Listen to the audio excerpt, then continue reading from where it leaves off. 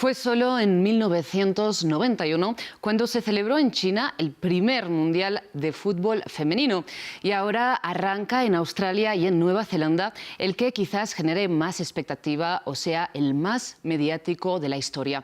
Sin embargo, en un deporte que incluso ha estado prohibido en ciertos países para las mujeres, nos preguntamos qué tan largo sea el camino hacia alcanzar la igualdad.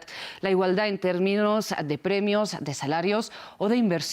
Y en todo este contexto también nos ponemos la pregunta: ¿qué selección o qué selecciones son las favoritas para levantar el trofeo de la Copa Mundo el próximo 20 de agosto? Para responder a estas preguntas hoy en el debate de France 24 contamos con Estefanía Montero. Ella es enviada especial de France 24 a Sydney para cubrir este Mundial. También contamos con Natalia Gaitán Laguado. Ella es futbolista profesional y también nos acompaña Mónica Santino, exjugadora profesional y actualmente directora técnica de la nuestra fútbol feminista Villa 31.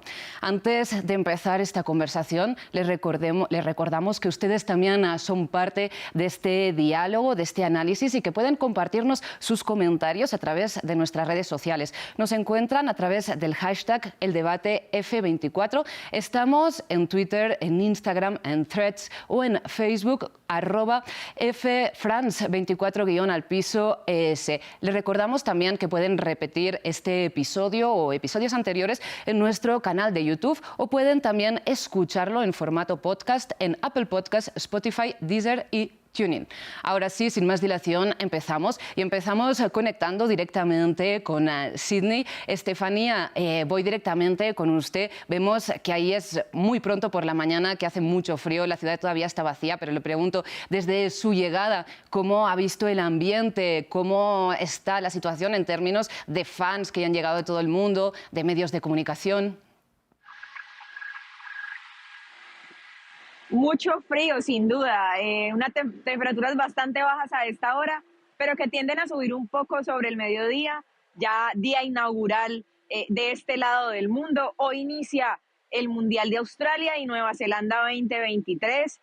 El ambiente, digamos que yo por lo menos esperaba un poco más, teniendo en cuenta que es un país desarrollado, teniendo en cuenta que además Sydney es una capital deportiva que ha acogido a Juegos Olímpicos y que tiene una gran infraestructura deportiva. He hablado con las personas, me he acercado, he hablado con diferentes personalidades también de lo que tiene que ver con la esfera deportiva. Hay mucha ilusión en el público australiano, que de por sí no es un público futbolero, hay que decirlo, es un público que tiene como deporte nacional el cricket o incluso también el rugby, pero que ha acogido este mundial y que quiere además como política pública de la nación que este deporte se masifique y que este deporte cada día coja mayor fuerza en este lado del mundo.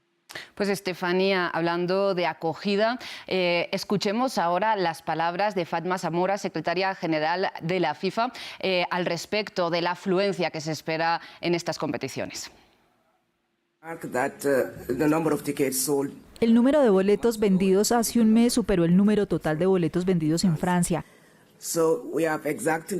Así que tenemos exactamente 1.375.000 boletos vendidos y nuestro objetivo realmente se vendió.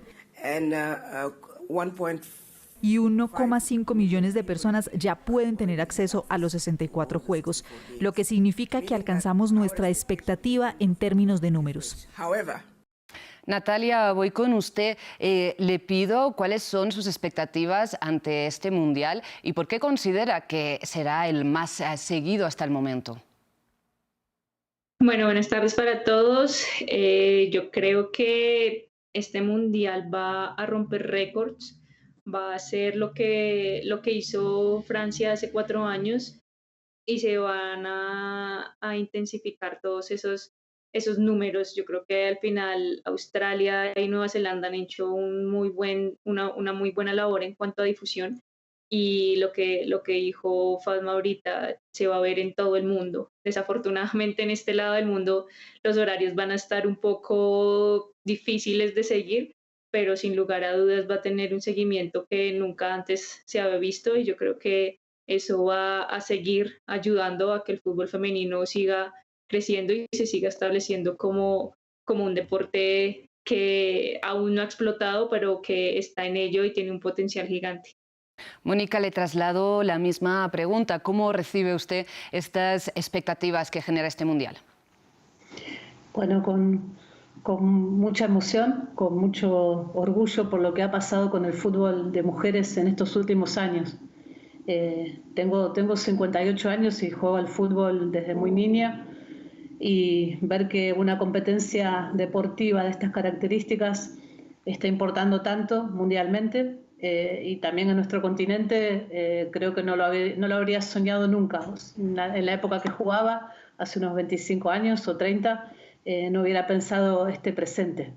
Entonces, tengo mucha conciencia de todo lo que falta, de la gran brecha de género que todavía existe, pero no puedo dejar de pensar en, por ejemplo, lo que ocurre aquí en Argentina, donde nuestra selección se despidió el último viernes en un partido contra la selección de Perú, en una ciudad límite entre Buenos Aires y Santa Fe, y el estadio estuvo colmado, absolutamente colmado.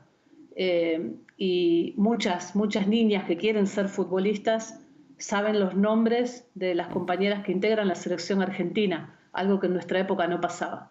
Entonces me da orgullo ese camino recorrido. Espero este Mundial con muchísima expectativa y segura que va a ser mejor que el de Francia en convocatoria, y que seguimos en vías de crecimiento, en vías de desarrollo, ¿no? Que creo que es lo más importante a resaltar, y entiendo que a Natalia, siendo quien es, y me da mucho orgullo poder compartir esta conversación con ella, le debe pasar lo mismo.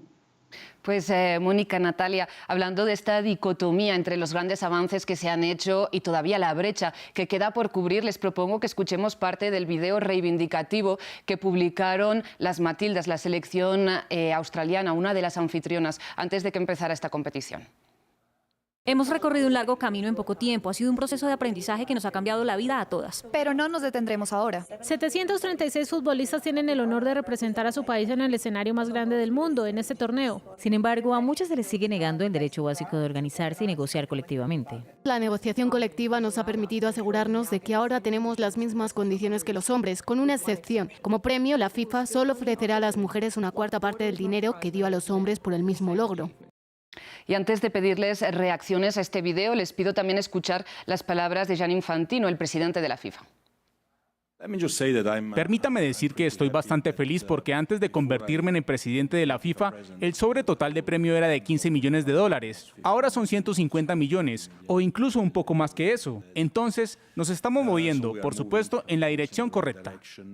Natalia, le pregunto, ¿cómo se sitúa usted en este debate respecto a esta enorme desigualdad respecto a los premios? Bueno, primero, gracias a Mónica por esas palabras. Para mí también es un placer estar aquí con ella. Y para mí es parte del proceso. Yo creo que no se puede aprender a multiplicar sin antes sumar. Entonces, ha sido un proceso lento en algunas cosas, pero no se ha dejado de avanzar, y hoy en día tener esa cantidad de premios es algo que yo tampoco lo hubiera pensado hace 4, 8 años o hace 12 cuando participé en mi primer mundial. Y al final se ve el avance en cuanto a las condiciones, se ve el avance en la preparación que han tenido las diferentes selecciones, se ve el avance en la profesionalidad de las jugadoras. Obviamente todavía hace falta mucho por recorrer, y obviamente no es que nos conformemos con lo que se ha logrado hasta acá, pero sí creo que cabe la pena resaltar lo que se ha logrado y celebrarlo, porque como lo dije antes, como lo dijo Mónica antes, era impensable pensar, valga la redundancia, impensable ver todas estas cosas que estamos viendo hoy en día. Entonces es importante celebrarlo, agradecerlo y seguir con la misma ambición de seguir trabajando para conseguir más y mejores oportunidades en todos los aspectos. Estefanía, le pregunto si desde Sydney estas reivindicaciones se palpan un poco en el ambiente. Bueno, realmente es un mundial que termina siendo un triunfo. Yo creo que cada vez que que las selecciones, las latinoamericanas, por ejemplo, Colombia, Brasil, Argentina, en el caso de Panamá, de Costa Rica, están en una cita orbital como esta, se celebra como un triunfo. Yo creo que para todas las mujeres también termina siendo un triunfo, cada mundial es un triunfo mayor. Este mundial representa por lo menos para ellas el primer mundial que la FIFA vende de manera individual, de manera independiente al de los hombres. Siempre se había ofertado un paquete en el que los derechos de transmisión, los derechos de difusión de este torneo iban encadenados también al fútbol masculino, a la Copa Mundo masculina, y es la primera vez, incluso se habló mucho del Mundial de Francia 2019, pero este realmente rompe hitos, no solamente porque son 32 selecciones, sino porque la FIFA decidió también pararse duro frente a los medios de comunicación, frente a las cadenas grandes, y dijo como, ok, ellas valen y esto cuesta, adquiéranlo, cómprenlo, y le está dando un lugar también a las mujeres, a las jugadoras, y que quiere también posicionar este torneo como uno de los más grandes y de los más importantes del mundo. Mónica, voy con usted porque como impulsora de una iniciativa que utiliza la educación popular, el fútbol para romper barreras y violencias con perspectiva de género, le pregunto si todavía percibe que se ve como un deporte en gran parte del mundo para niños, para hombres, desde que las personas pues están en su infancia, o si esto está cambiando. Bueno, creo que positivamente eso está cambiando. Eso va modificando en algunos lugares más lentamente que en otros. Quizás todavía los mayores obstáculos los veamos en algunas dirigencias, en algunos clubes que todavía quieren conservar esa hegemonía, porque lógicamente esa hegemonía masculina da privilegios, pero también hay que observar en el último tiempo enormes cambios. Aquí, por ejemplo, en Argentina, la Asociación de Fútbol Argentino firmó a principio de año un convenio con el Ministerio de Educación para que el fútbol femenino sea una posibilidad en las clases de educación física. Y muchos cambios en ese sentido, que el predio de la AFA en Ezeiza también pueda ser usado por las mujeres con un vestuario para mujeres, publicidades favorables al fútbol femenino e iniciativas del Estado, políticas públicas que impulsan el fútbol femenino en distintos lugares. Ligas muy importantes, ¿no? Entonces creo que es una batalla cultural que no está todavía del todo ganada, pero que sí se han dado muchísimos pasos en ese sentido. Y somos muy orgullosas con nuestra organización, la Villa 31, de haber sido motor de ese cambio. Para nosotras el fútbol es mucho más que lo que pasa en una cancha. El fútbol significa, por ejemplo, poder repartir tareas de cuidado con los varones, claro, y poder tener derecho a jugar y derecho al tiempo libre y derecho al ocio, como los compañeros varones tienen, claro, y poder repartir, por ejemplo, las tareas que tienen que ver con la maternidad y los cuidados, ¿no? Claro. Entonces, ahí el fútbol fue fundamental en nuestro barrio para nosotras, y creemos que esas iniciativas han sido parte de estos cambios culturales. Por supuesto que falta, pero digamos, soy optimista cuando escucho jugadoras con mucha conciencia de lo que se ha logrado y de todo lo que falta cambiar. Natalia, le pregunto a usted, ¿cómo fue cuando usted, por ejemplo, dijo a su familia que quería dedicarse profesionalmente al fútbol? ¿Con qué apoyo se encontró? ¿Con qué obstáculos también? Pues ahí estamos hablando de una época totalmente diferente a la que estamos hoy en día. Sí, es cierto que yo he tenido la fortuna de tener siempre el apoyo de mi familia, de mis padres, de mi hermano, de mis abuelos, de mis tíos, de todos, y eso ha facilitado muchísimo las cosas. Sin ellos, sin lugar a dudas, nunca hubiera llegado a donde he llegado, ni hubiera alcanzado todo lo que he alcanzado. También es cierto que cuando estaba creciendo y le decía a mi mamá, yo quiero seguir jugando fútbol, yo quiero jugar profesional, pues ella me decía, pero ¿qué oportunidades hay? No conozco, no sé, no es algo a lo que estamos habituados, no sé si vas a poder vivir de esto. Entonces sí fue un camino duro al principio de romper, más que romper, de abrir puertas, de abrir ventanas para que hubiera más oportunidades para todas nosotras. No había la facilidad tampoco de redes sociales ni de comunicación con diferentes clubes. Hoy en día te pueden ver por medio de diferentes aplicaciones lo que estás haciendo aquí en Colombia, lo puedes ver en España. Sí. y pues eso ha facilitado mucho traspasos internacionales, pero pues en esa época era más remoto, era más por medio de emails, de cartas, y al final sí era entrar a un mundo que históricamente había estado dominado por hombres y entrar a irrumpir y hacerte en lugar porque pues no era fácil. Sin embargo, pues lo hemos logrado, hemos ido a diferentes partes del mundo, en España, en México, en Estados Unidos, ya ven las jugadoras colombianas y latinoamericanas con otros ojos y tienen esa oportunidad de poder escoger y decir, bueno, queremos una jugadora de estas características, hay toda una oferta y pues es muy Y Natalia, le pido concretamente qué obstáculos persisten a día de hoy, porque como usted bien decía, se ha irrumpido en este mundo tradicionalmente masculino, pero en términos, por ejemplo, hemos escuchado los testimonios de muchas jugadoras que no pueden vivir solamente de jugar profesionalmente al fútbol, de que han tenido muchos problemas a la hora de ser madres, a la hora de luchar por utilizar un vestuario u otro durante la menstruación. A la práctica, ¿qué obstáculos persisten? Sí, sin lugar a dudas, pues las puertas se abrieron, pero hay condiciones todavía que se podrían mejorar mucho, como tú lo dices, el solo hecho de acceder a un vestuario para las mujeres no es una regla, no es algo que sea obligatorio, entonces pues muchas veces quedan solo la oportunidad de cambiarse ahí en la misma cancha o de turnarse con los hombres, este tipo de cosas. El tema de la maternidad también es algo que se ha mejorado mucho. Gracias a FIFPro se logró que las mujeres jugadoras que quedaran embarazadas estuvieran protegidas y tuvieran todas las condiciones necesarias, óptimas, para primero tener su hijo o su hija en óptimas condiciones y segundo volver al campo de la mejor manera posible. Entonces esto han sido etapas que se han ido cumpliendo y obviamente, como lo he dicho, todavía hace falta cosas por mejorar.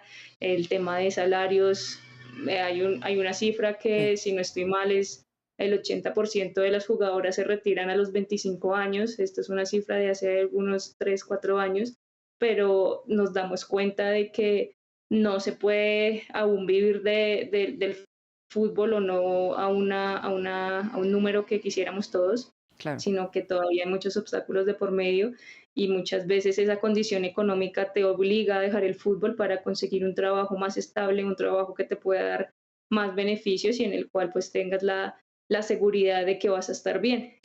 Muchas veces en el fútbol, en las ligas locales sobre todo, pues hay una inestabilidad y no tienes contratos a un año sino por meses y esto dificulta mucho el desarrollo de la futbolista como deportista y como persona.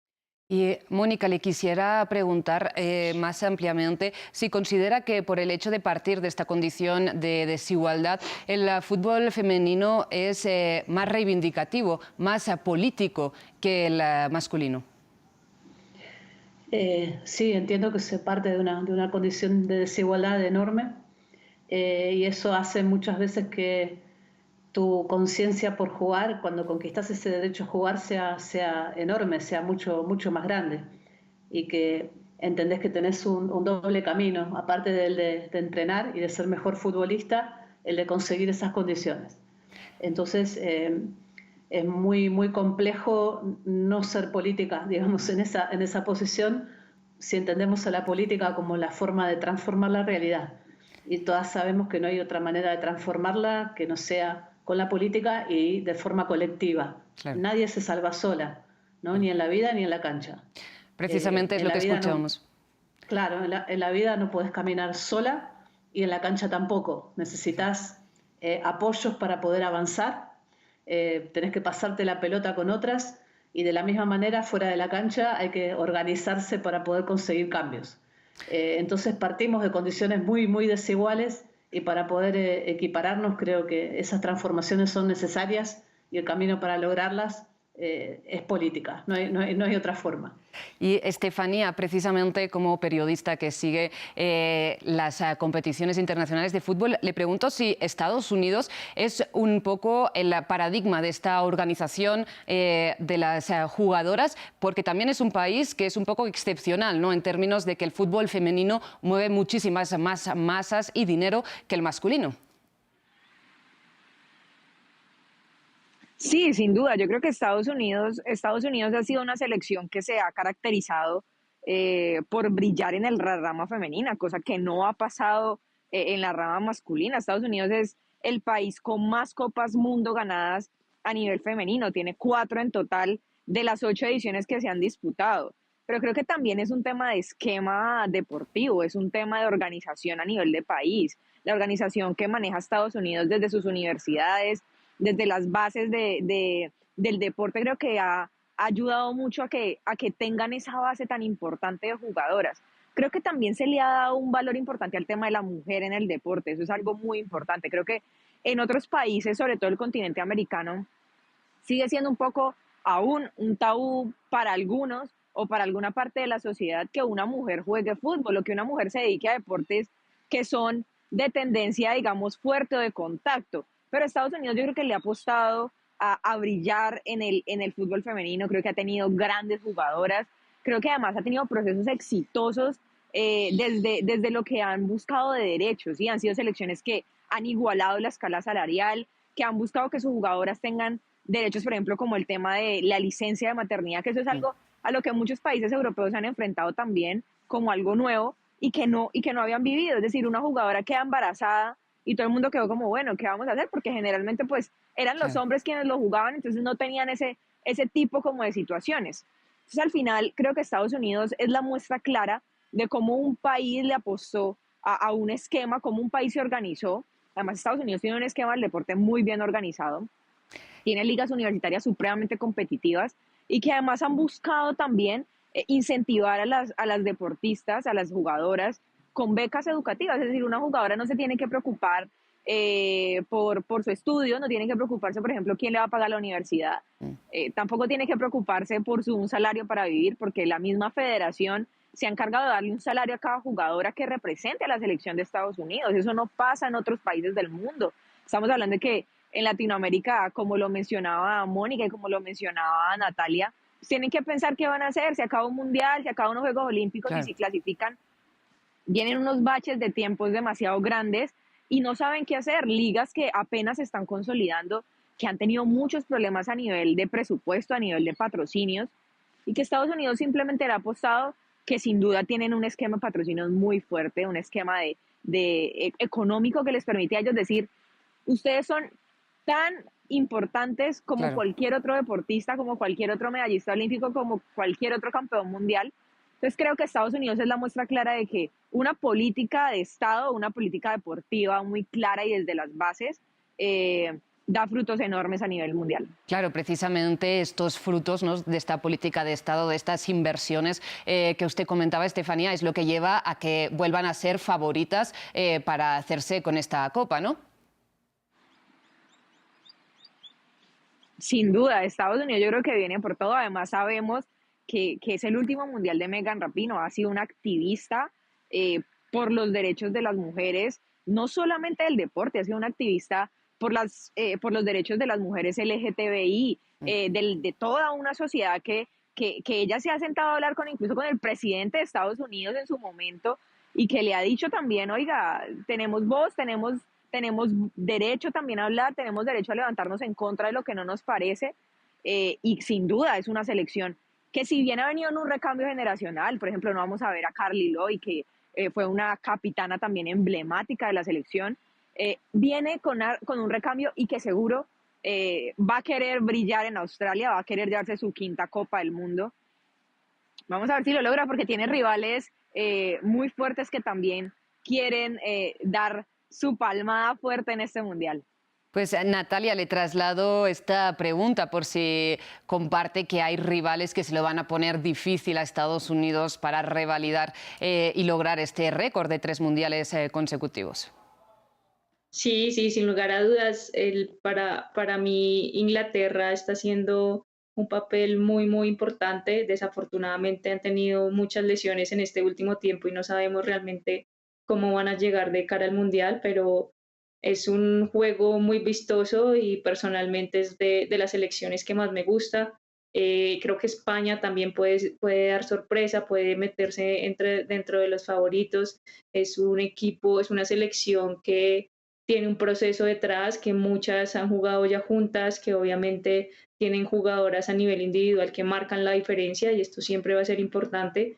Y también está Australia, que gracias a pues, ser sede del Mundial le han dado mucho protagonismo a sus jugadoras. Es más, bueno, ya hablando un poco más de marketing, hoy Nike reveló que se han vendido más camisetas de la selección de mujeres que lo que se vendió en la selección de hombres para el Mundial de Qatar. Entonces el apoyo, sin lugar a dudas, ha ido creciendo y esto hace también que ellas se sientan con confianza y que puedan tener un buen papel dentro del Mundial. Mónica, le traslado un poco esta misma pregunta, sus previsiones para estas competiciones. ¿Espera que algún equipo pueda dar la sorpresa? Recordemos, Marruecos, la primera selección de un país árabe que se clasifica para un mundial femenino después de que el masculino hiciera un papel muy sorprendente en el masculino. Sí, siempre hablar antes de un partido de fútbol te puede hacer correr el riesgo de que nada de lo que estás diciendo pase, ¿no? Porque claro, el fútbol es un deporte colectivo, son 11 contra 11.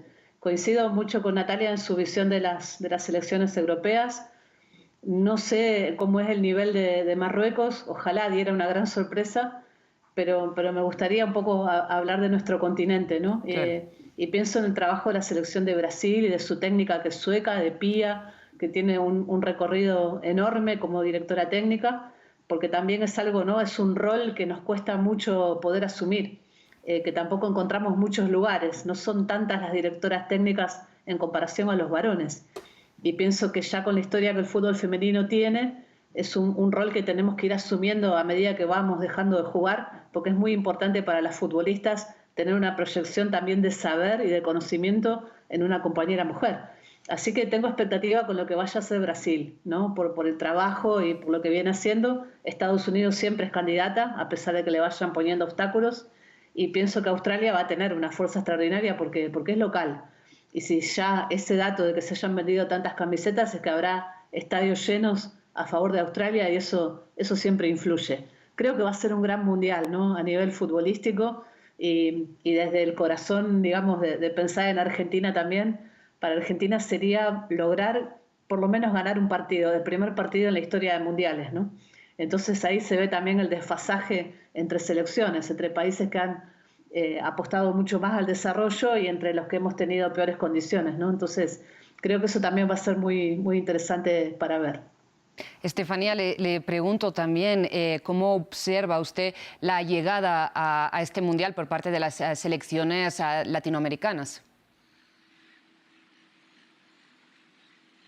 A ver, yo creo que el fútbol latinoamericano ha crecido mucho, el fútbol femenino latinoamericano ha crecido mucho y eso demuestra que selecciones como Panamá, selecciones como Costa Rica estén en un mundial al lado de grandes potencias del mundo, selecciones como Colombia ratifiquen y vuelvan después de un bache que hubo en el 2019 en Francia, Argentina, su segundo mundial, Brasil siempre va a tener respeto porque Brasil a nivel latinoamericano ha sido de las selecciones quizás más organizadas y con más historia del fútbol, con selecciones, con jugadoras, muy representativas. Yo creo que la tienen difícil y creo que la tienen difícil por una razón y es el tema físico.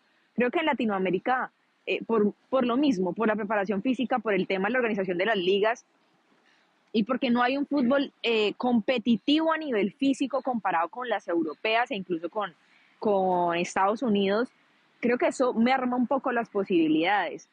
No sé, pueden dar la sorpresa, creo que técnicamente somos muy buenas, creo que las latinoamericanas somos muy buenas, creo que hay jugadoras revelación y creo que también hay jugadoras que ya se han consolidado. En Brasil, pues se despide su último mundial Marta, en Argentina que también se despide Estefanía Banini, en Colombia jugadoras como Catalina Usme, lastimosamente no tenemos a Natalia, pero sí que nos hubiera gustado tener a Natalia aquí en Australia porque creo que es una jugadora que ha representado los colores de Colombia de una manera con mucho orgullo y que ha sido una banderada también del desarrollo del país.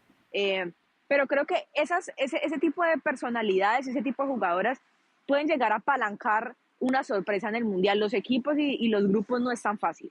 No es tan fácil para las latinas, está muy difícil. Pelear incluso por la segunda posición va a ser complicado. La primera se ve muy duro de cada grupo, pero todo puede pasar. Y esto es un Mundial en el que con seguridad también revelaciones como Linda Caicedo, que viene de jugar 2 mundiales, Sí. 2 categorías diferentes y que hoy se mide a las mayores, a las abiertas, por decirlo de alguna manera, con seguridad no le va a quedar grande y puede brillar. Así que creo que estaremos ante un escenario muy difícil para las latinas, pero que también ese escenario puede hacer que la técnica, que ese sabor y que ese color que tiene el fútbol latino, que por ahí la táctica y el orden de las europeas, puede hacer que pase algo y que podamos tener alguna sorpresa. Natalia, pues cierro esta ronda de preguntas con usted, con cómo ve llegar las selecciones latinoamericanas, particularmente la colombiana, y si quiere compartirlo con nosotros también, cómo se siente al no haber ido a Australia. Primero, gracias, Estefanía, también por sus palabras. Obviamente, siempre es una ilusión poder estar en un mundial, siempre va a ser lo más bonito que un deportista puede hacer, representar a su país en torneos internacionales, y es algo de lo cual yo me siento muy orgullosa de haber podido lograr estar en todos los mundiales de las diferentes categorías, sub-17, sub-20, 2 mayores, en dos Olimpiadas, y pues me quedo con eso, me quedo con lo bonito que he podido vivir con la selección en el exterior. Y yo creo que pues Colombia en especial es lo que más conozco, llega con una mezcla de juventud y experiencia que le puede ayudar mucho, que puede hacer que las cosas fluyan de mejor manera y que pueda dar un muy buen papel en el Mundial. Eh, Como lo decía también Mónica, Brasil con una entrenadora europea, con unas ideas tácticas claras, puede por fin lograr ese salto que le ha hecho falta. Para mí siempre ha estado dentro de las favoritas, pero le ha faltado un algo en los torneos pasados en los cuales no ha terminado de ser protagonista y no ha terminado de poder ganar ni estar en las instancias finales. Entonces, ojalá y se dé y pueda dar esa sorpresa. Y por último, Argentina también tienen un proceso bastante amplio, tienen un proceso con jugadoras de experiencia. Tuve la gran oportunidad de jugar con Steffi y con Flor en Europa, en diferentes equipos, y son jugadoras maravillosas, son personas maravillosas, entonces siempre deseándoles lo mejor y que puedan también ser protagonistas. Pues Natalia, empiezo con usted la ronda final de conclusiones y me gustaría preguntarle qué tan lejos estamos de que el fútbol femenino se convierta en un fenómeno de masas que llegue a equipararse con el masculino en términos, como decíamos, de inversiones, de salarios, de premios. Yo creo que es una pregunta difícil de responder en cuanto a que las condiciones varían mucho entre país y país. Por ejemplo, en el video de Australia podíamos ver que habían podido alcanzar las mismas condiciones y los mismos premios a nivel interno que los hombres. Sucede lo mismo en Estados Unidos, sucede lo mismo en países nórdicos. Pero desafortunadamente, si nos vamos a África, aquí mismo en Latinoamérica, estas condiciones todavía tienen una brecha muy grande la cual cerrar. Entonces, el panorama del fútbol femenino es muy disparejo a nivel internacional, y yo creo que los esfuerzos deben hacerse a nivel interno primero, a nivel de ligas locales, de torneos locales, posteriormente con la federación, obviamente con sus diferentes selecciones en diferentes categorías, y que esto pueda irse equiparando de a poco. Es cierto, como lo dije antes, que es un proceso y no va a cambiar de la noche a la mañana, y es un proceso en el cual la tendencia ha ido hacia arriba, la tendencia es positiva. Entonces, Claro. aferrarnos a esto y a que siga creciendo, siga evolucionando, siga abriendo más puertas, siga rompiendo más techos de cristal, siga haciendo este fenómeno que está irrumpiendo y que hoy en día tienen un potencial de marketing también muy poderoso gracias a todas estas reivindicaciones, a todas estas luchas que sean también dentro de la cancha, dentro de los equipos, lo que ha hecho Megan Rapinoe, ayuda a que el fútbol femenino pues siga teniendo como un foco en su estructura y en su evolución, y ojalá pues podamos llegar a esa igualdad en un futuro no tan lejano. Pues Mónica, le pregunto rápidamente, que nos estamos quedando sin tiempo. ¿Este futuro será no tan lejano, como dice Natalia? Coincido mucho con lo que Natalia dice, pero también tengo confianza en los cambios que se produjeron en el último tiempo, y creo que es algo que depende mucho de las jugadoras y de esa conciencia política de seguir transformando. Y creo también que es clave el rol de los medios de comunicación y cómo se cuentan los partidos, cómo se narran los partidos, y la forma que eso puede llegar a las masas. Cada vez descubro más varones que se sorprenden viendo fútbol femenino y que lo disfrutan. Entonces entiendo que va a llevar un tiempo más, pero confío en que eso va a ocurrir, porque es hermoso ver mujeres jugando al fútbol. Y fuimos tirando de a poco abajo esa idea de que no podíamos jugar y que lo hacíamos mal y que no era un espectáculo. Y me parece que eso paulatinamente viene dando vuelta, con todos los cambios que hace falta, que Natalia enumeraba también, pero soy optimista en que eso va a ocurrir. Pues Estefanía, casi no tenemos segundos, pero usted va a ser la encargada de contar estos partidos para France 24. Le pido su conclusión rapidísima. Va a ser un mundial único, va a ser un mundial sin duda que va a dejar muchas sorpresas y que va a generar lo que creo que todas las mujeres queremos, y es que siga creciendo y que tenga más aficionados. Así que esperamos que todo este cubrimiento también que estamos haciendo desde France 24 puedan disfrutarlo y ayude también a esa masificación de este deporte.